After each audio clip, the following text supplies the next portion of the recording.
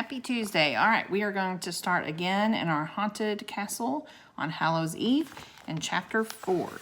And the title of chapter 4 is called The Castle. The castle was still and silent. No candles burned in its windows. No guards stood at its gatehouse. No archers patrolled the top of its walls.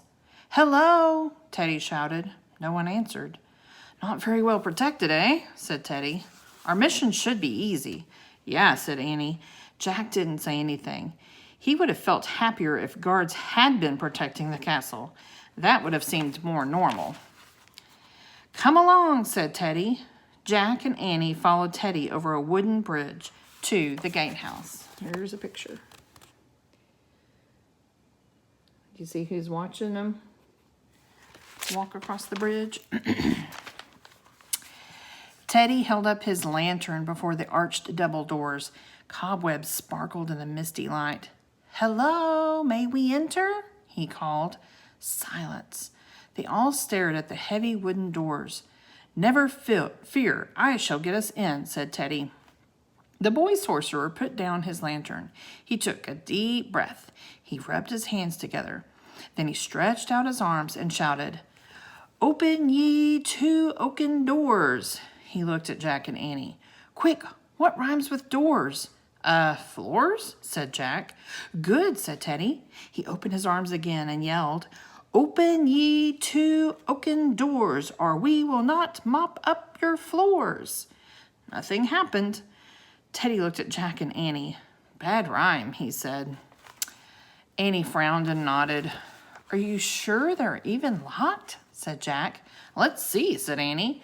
She pushed on one door. Jack pushed on the other.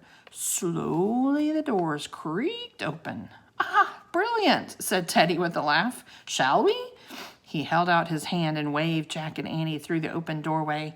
The castle gatehouse was cold and empty. Jack could see his breath in the sharp air. He heard a creak. They all turned around to look. The heavy doors moved by themselves and closed with a thump. They all stared at the doors for a moment.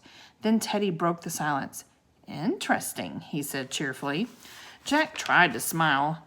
"Indeed, interesting," he said. He shivered. He couldn't tell if it was from cold or from fright.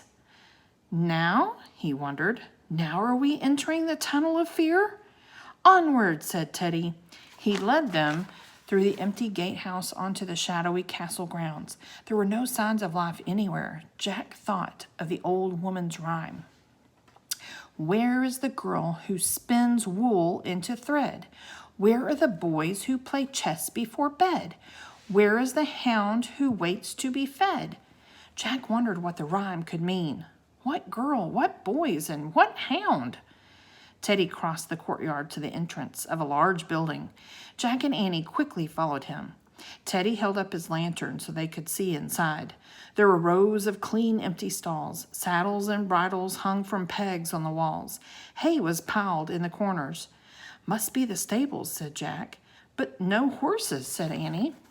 "No matter, 'tis orderly," said Teddy. "Onward." He led them to the open doorway of another building. Teddy's lantern shone on a brick oven, a stone hearth, baskets of apples, and strings of onions hanging from the rafters. "The kitchen," said Jack. "But no cooks or servants," said Annie. "No matter, 'tis orderly here too," said Teddy. "Onward." As they wandered through the moonlit courtyard, Jack looked to his right and to his left. He glanced behind them. If there are ghosts, he thought, what do they look like? Halloween ghosts in sheets? See-through people like in the movies? He stopped. "Hey, guys," he whispered loudly. Wait a minute. "What is it?" said Annie. Jack pushed his glasses into place. "Are we just going to keep wandering from building to building?" he said. "What's our strategy here?" "Strategy?" said Teddy. "Jack means we should make a plan," said Annie. "Ah, indeed," said Teddy. "Excellent idea. A plan, yes." He grinned. "How do we do that?" "Well, first we ask ourselves, where exactly are we going?" said Jack. Teddy looked about. He pointed to a tower rising above the courtyard. "There," he said. "The keep. 'Tis where the family lives, the Duke and Duchess." "Great," said Jack. "Now, what will we do when we get there?" "Climb the stairs to each floor," said Teddy. "Have a look around. And if we see anything that's not orderly, we'll tidy it up," said Annie. "Excellent," said Teddy. "And then?" asked Jack. "We'll leave," said Teddy. "Our mission done," Jack nodded. This wasn't much of a plan or a mission, he thought, but he liked the leaving part. He hoped that that happened before any ghosts showed up. "Okay," he said. Holding his lantern to light their way, Teddy led them to the entrance of the castle keep. He pushed open a wooden door, and they all stepped inside. Dark figures loomed against the stone walls. "Ah!" Jack cried. He jumped back, bumping into Annie. Annie laughed. "It's only our shadows," she said. Jack felt silly. "All right, sorry," he said. He took a deep breath. "Okay, let's find the stairway." "Aye," said Teddy. He started walking slowly down a dark passageway. Jack and Annie followed close behind. The air was heavy and damp. Jack's heart was pounding. Now, he wondered, now are we in the tunnel of fear? A moaning sound came through the passageway, then a loud bang. "Yikes," said Annie. She and Jack grabbed each other. Teddy laughed. "'Twas only the shutters banging," he said. "What about that moaning?" asked Jack. "'Twas only the wind blowing through the crannies," said Teddy. Jack took another deep breath and kept going. Soon they came to a twisting stairway. "The stairs," said Annie. Good, thought Jack. Climbing the stairway was a solid part of their plan. "Shall we?" said Teddy. "Indeed, upward," said Jack, trying to sound like Teddy. Teddy held up his lantern and started up the steep stone stairs. Jack and Annie followed. They climbed around and around the twisting stairway. When they came to the first landing, Teddy led them to the doorway of a room. They peeked in. They saw rows of helmets and breastplates, gauntlets, shields, spears, and swords. "The armor room," said Jack. "Aye," said Teddy. "Everything seems in order here," said Annie. Jack nodded. He liked the order in the room. It made him feel safer. "Shall we keep going?" said Teddy. "Of course," said Jack. He was starting to feel a lot braver now. They returned to the stairs and began climbing again. On the third floor, they peered through an arched entrance into a huge room. Teddy used the candle from his lantern to light torches on either side of the doorway. In the flickering light, Jack saw a high ceiling and walls hung with tapestries. "It's the great hall," he said, "where they have feast and stuff." "Let's look around," said Annie, "see if anything seems out of order." As the three of them slowly walked forward, Jack kept an eye out for ghosts. Teddy held up his lantern and it shone on a long banquet table. "Aha," he said. The table was littered with breadcrumbs, candle wax, and the petals of dead flowers. The floor near the table was messy too, with bits of food and meat bones.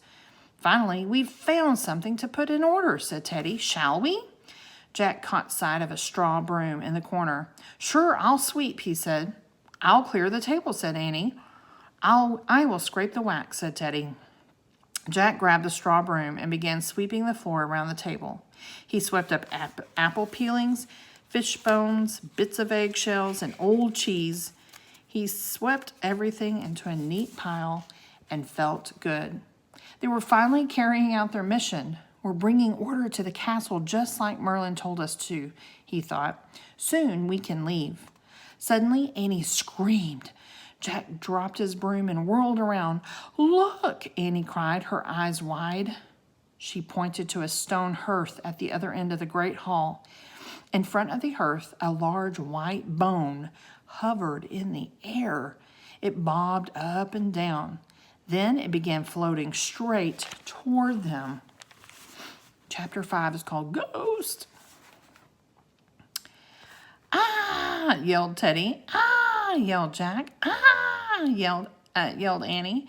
Still screaming, they all ran toward the door. The bone came after them. Teddy led the way as they tore through the archway and scrambled up the winding staircase. Jack looked behind them. "It's still coming!" he shrieked. "Ah!" they all screamed together. Again. There they are going up the stairs. And is the bone? Yep, there's the bone. Floating in the air. They're being chased by a bone. On the next landing, Teddy charged into a nearby room. "Make haste," he yelled. He pulled Jack and Annie into the room and slammed the door behind them. Out of breath, they all leaned against the door, panting and trembling. "Safe," Teddy gasped. "Safe from the bone." Then he started laughing. Jack laughed too. He laughed out of sheer terror. He couldn't stop. "Listen, guys, listen," said Annie. "I hear a noise." Teddy stopped laughing. Jack clapped his hand over his mouth. He listened. He heard a faint clicking sound, but he couldn't see anything. Teddy used the fire from his lantern to light torches near the door. Then they all looked about. "Looks like a nursery," said Teddy. The torchlight showed a kid's room. The room had 3 small beds. Wooden toys were scattered across the floor. A long white curtain fluttered from an open window. The clicking noise seemed to be coming from a dark corner. "What is that?" whispered Annie. She started toward the noise. Jack and Teddy followed her. Teddy held up his lantern. A light shone on a child-sized spinning wheel. It sat in the corner near a basket of wool and a tall, dusty mirror. The spinning wheel was spinning thread, but no one was touching it. It was spinning all by itself. "Look," whispered Annie. She pointed to a low table near the spinning wheel. On the table was a chessboard. Large wooden chess pieces sat on the squares of the board, but some of the pieces weren't just sitting. As Jack, Annie, and Teddy watched, a horse piece slid slowly from one square to another. Then a queen piece did the same. "Yikes," said Annie. "Ghost," said Teddy. "Let's get out of here," said Jack. So here's a picture of the chess. And then, the spinning wheels right there.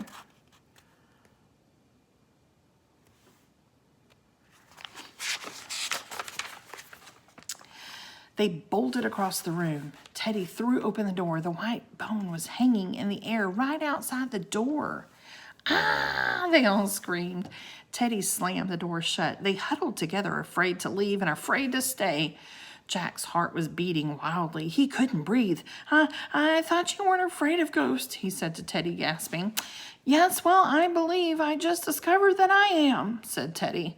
"What'll we do?" said Jack. A rhyme, said Teddy.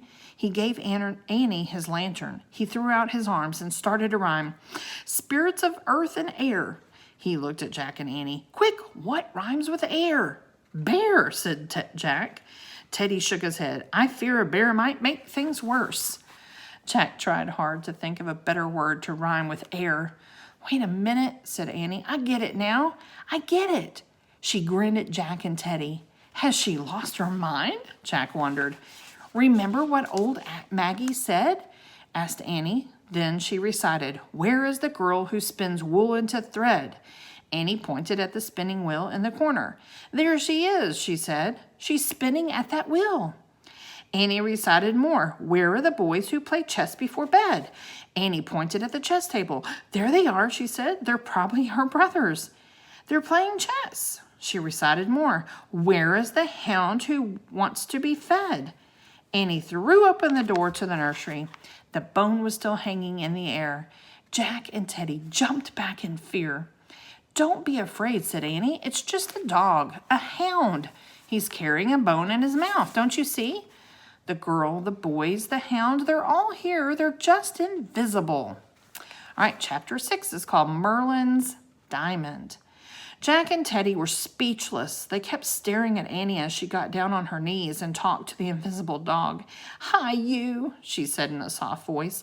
"Are you hungry?" The bone dropped toward the floor. It flipped over, then rocked from side to side. "See," Annie said to Jack and Teddy. "Now he's rolling on his back with his bone in his mouth. Poor thing." "Poor thing," said Jack. "We have to help him," said Annie. She stood up. "We have to help them, too, the girl and her brothers." She hurried across the room. Jack and Teddy followed. Annie stopped at the small spinning wheel. "We can't see you," said Annie, "but we're not afraid of you. We want to help you. Can you hear me?" The spinning wheel stopped spinning. She can hear us," Annie said to Jack and Teddy. Annie turned back to the ghost girl. "What happened to you and your brothers and your dog and everyone else in this castle? How did you all become invisible?" Jack felt a wave of cold air whoosh past him. "I think she's moving," said Annie. "Aye," said Teddy. "To the looking glass. See?" An invisible finger had begun to write something in the thick dust of the mirror. 4 words slowly appeared. "Diamond of Destiny stolen." That's what it said in the mirror right here. "I can't believe it," said Teddy. "This must be the secret castle that guards the Diamond of Destiny." "Well, what's that?" said Jack. "A magic diamond that belongs to Merlin," said Teddy. "It was set in the handle of the very sword King Arthur pulled from the stone many years ago." "Oh, I know that story," said Annie. "That's how Arthur became king." "Yes," said Teddy, "and someday the Diamond of Destiny will give the same strength and power to the next rightful ruler of Camelot." "That's what Merlin must have meant when he said the future of Camelot depends on us," said Annie. "Indeed," said Teddy. Wait, said Jack. "I'm confused. What does the Diamond of Destiny have to do with the invisible kids and dogs?" "After Arthur became king, Merlin gave the diamond to a noble family of Camelot," said Teddy. "The name of the family was kept secret. As long as the family kept the diamond safe, they would have good fortune. But should they fail to protect it, they would fade from life." "Oh, so the family let the diamond get stolen," said Annie. "And now they've all turned into ghosts." "Precisely," said Teddy. "I wonder where their diamond was kept," said Jack. "Good question," said Teddy. "Certainly some special hiding place, perhaps in one of the towers." "Guys, look," said Annie. She pointed to the wall near the mirror. A long, heavy tapestry had been pulled aside to reveal a small door in the stone wall. The door was slowly swinging open. "The ghost girl," said Annie. "She's showing us the diamond's secret hiding place." The 3 of them hurried to the stone wall and looked inside a tiny cabinet. The walls of the cabinet were made of gold and ivory, but the cabinet was empty. Annie looked around. "Ghost girl," she said, "who stole the Diamond of Destiny from its hiding place?" Letters began to appear on the mirror again. In the thick dust, the invisible finger wrote, capital T, H-E, capital R, A-V-E-N. "Oh, no," whispered Teddy. "Please, no." Jack felt a fresh wave of fear.